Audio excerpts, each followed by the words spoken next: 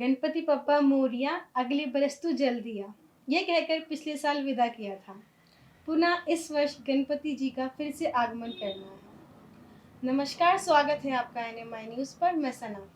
आइए जानते हैं ज्योतिष आचार्य सुमन शर्मा जी से इस वर्ष गणपति जी का आगमन कैसे और कब किया जाए। नमस्कार, मैं आपका मित्र सुमंत शर्मा।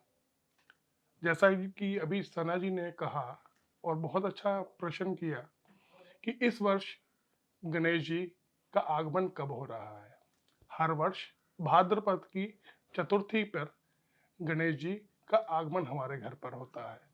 इस वर्ष भी 19 सितंबर को गणेश जी हमारे घर में विराजमान होंगे और अनंत चौदस 29 तारीख तक हमारे साथ, हमारे परिवार के साथ हमारे घर में विराजमान रहेंगे।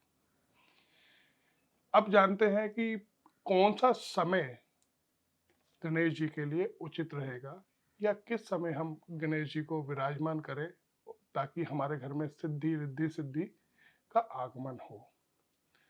सुबह 9:12 से लेकर 12:30 का समय बहुत ही उत्तम है गणेश जी की स्थापना करने के लिए। अब प्रश्न उठता है कि गणेश जी को हम अपने घर में लाएं कब। कई लोग कहते हैं कि हम एक दिन पहले लाते हैं, जो बिल्कुल सही है, उचित भी है कि सुबह लाने से एक दिन पहले लेकर अगर हम आ जाते हैं गणेश जी को तो बहुत ही सुविधाजनक रहता है। वैसे तो गणेश जी सिद्धि विनायक हैं और कष्टों को हरने वाले हैं, तो हम कभी भी उनको ला सकते हैं। लेकिन यदि हम चौघड़िया को देखकर लाएं और शुभ समय पर ही गणेश जी को हम अपने घर में लेकर आए तो ये अधिक शुभ फलदायक होता है। 18 सितंबर हम 1:47 से 7:50 शाम तक अगर हम गणेश जी को अपने घर में लाते हैं तो ये चौघड़िया शुभ का है, अमृत का है, इसमें हमारे को लाभ होगा।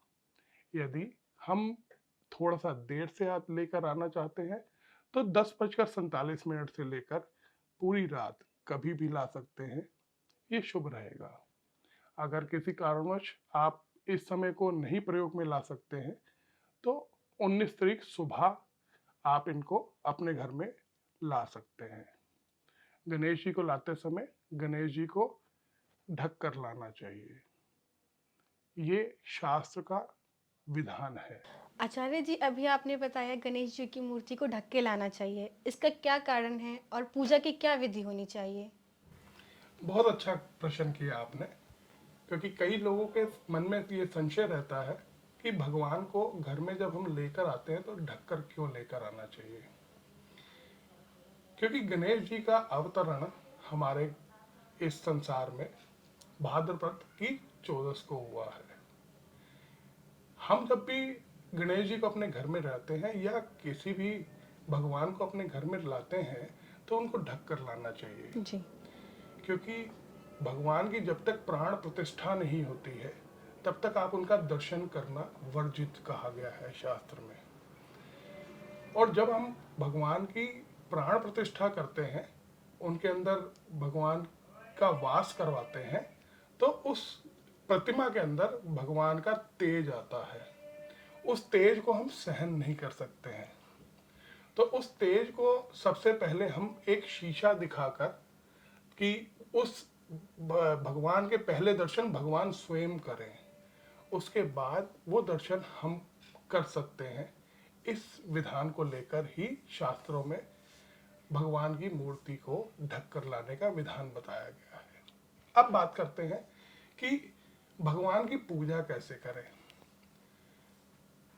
शास्त्र कहता है यदि आप भगवान की स्थापना करते हैं 10 दिन के लिए गणेश जी की, तो एक अच्छे ब्राह्मण से आप उनकी पूजा करवाएं। किसी कारणवश आप खुद करना चाहते हैं तो शास्त्र में बहुत अच्छा उदाहरण दिया गया है। भगवान ने भी अपने ग्वाल बालों को गिरिराज जी की पूजा करते समय ये समझाया कि पूजा का विधान क्या है और पूजा करनी कैसे चाहिए। भगवान ने कहा कि पहले आप नहाएं, फिर भगवान को नहलाएं, भगवान को खिलाएं और उनका प्रसाद स्वयं खाएं। यही पूजा का विधान है। तो अब गणेश जी की पूजा कैसे करनी चाहिए?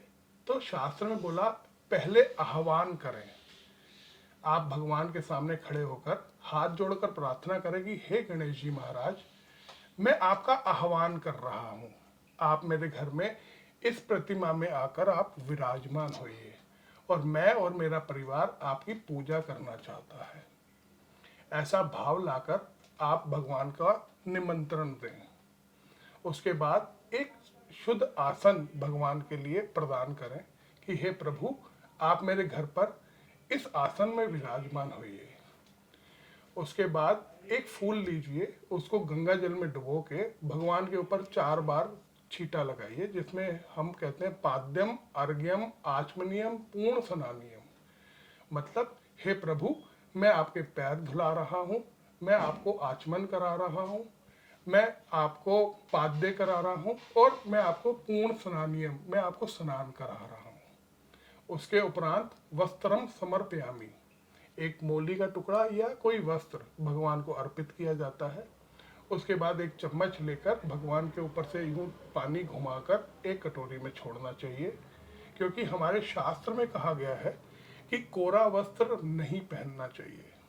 आज साइंस भी कहती है कि कोरा वस्त्र अगर आप पहनते हैं तो उसके अंदर एक गर्मी होती है जिससे आपके शरीर को खराब होने के चांस है, तो इसलिए कोरा वस्त्र नहीं पहनना चाहिए। उसके बाद भगवान को यज्ञोपवीत धारण कराएं, तिलक लगाएं, तिलक पे अक्षत लगाएं, चावल लगाएं।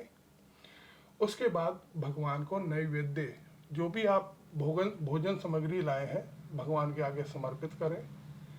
उसके बाद 3 बारी ताली बजाएं भोग लगाने के बाद और 5 बारी आचमन कराएं, घुमाकर जल को कटोरी में छोड़ते रहें।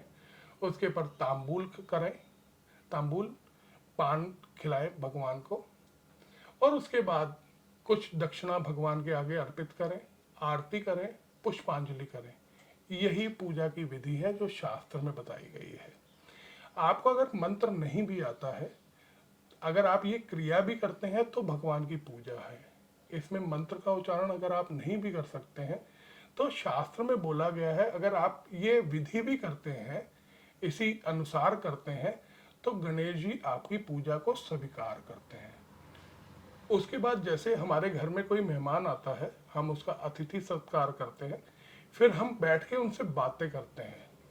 तो आप गणेश जी से बातें करें, उससे आपके घर में रिद्धि और सिद्धि का वास होता है। हम पूजा तो करते हैं लेकिन भगवान से अपने मन की बात शेयर नहीं करते हैं।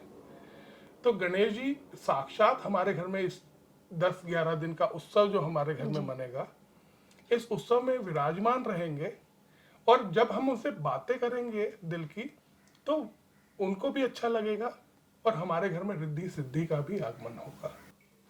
आचार्य जी, आजकल मार्केटों में कई प्रकार की मूर्तियां बनने लगी, तो गणेश जी की मूर्ति हमें कैसे लेनी चाहिए?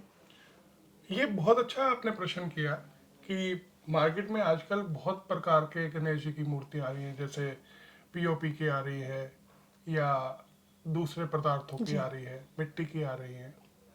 गणेश जी की मूर्ति हमारे को प्राकृतिक लेनी चाहिए, मिट्टी की लेनी चाहिए, जिससे प्रकृति को हमारे किसी प्रकार का नुकसान ना हो। अगर आपको किसी भी प्रकार के रंग वाली चाहिए तो प्राकृतिक रंग जितने ज़्यादा उसमें प्रयोग किए गए हों वैसी ही मूर्ति लेनी चाहिए, ताकि जिससे प्रकृति को किसी प्रकार का नुकसान ना हो। जी बिल्कुल।